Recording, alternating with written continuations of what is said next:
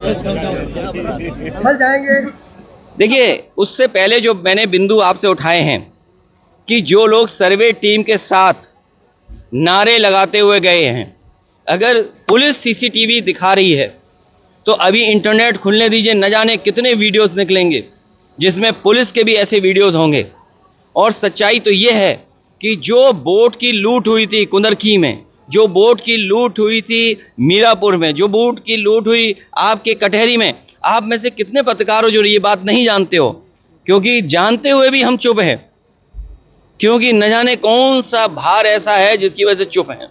तो आपसे बेहतर कोई नहीं जानता है, इसलिए मैंने कहा ये सीट जीती हुई थी जो बीजेपी ने बेईमानी से परिणाम दूसरा किया है। और जो अधिकारी हैं इन्हें कोई ना कोई तो कम से कम वोट जिस तरह पढ़ाया जाता है इसके लिए इन्हें सम्मान करना पड़ेगा, कोई नया सम्मान के लिए घोषित करना पड़ेगा। सरकार बनेगी तो ऐसे अधिकारी जिन्होंने लोकतंत्र में इस तरह की जिम्मेदारी निभाई है उनका सम्मान किया जाएगा।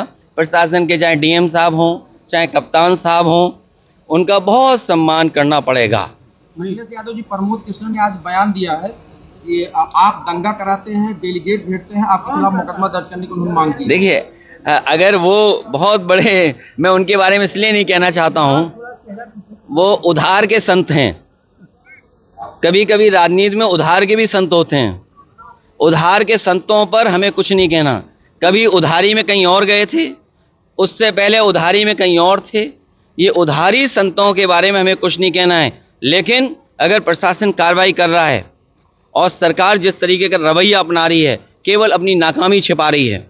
क्योंकि नाकामी इसलिए छिपा रही, उन्होंने बोट में लूट की थी, उस पर चर्चा ना हो। आज हम और आप यहाँ खड़े हैं, एक इमोशन क्या हो सकता है बेहतर?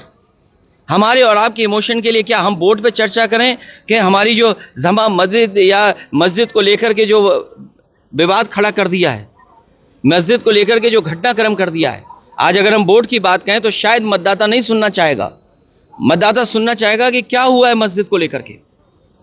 ये जानबूझ करके भारतीय जनता पार्टी कर रही है। और इतना ही कुछ करना है तो चीन की सीमा पे क्यों नहीं जाते हो आप?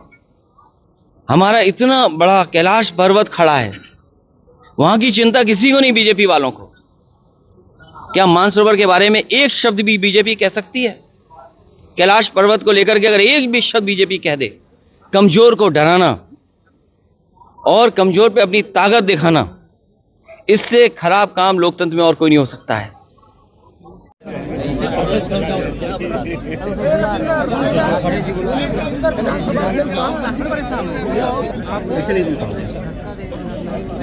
खड़े रहो आराम से भैया। किसको भैया? ए भैया,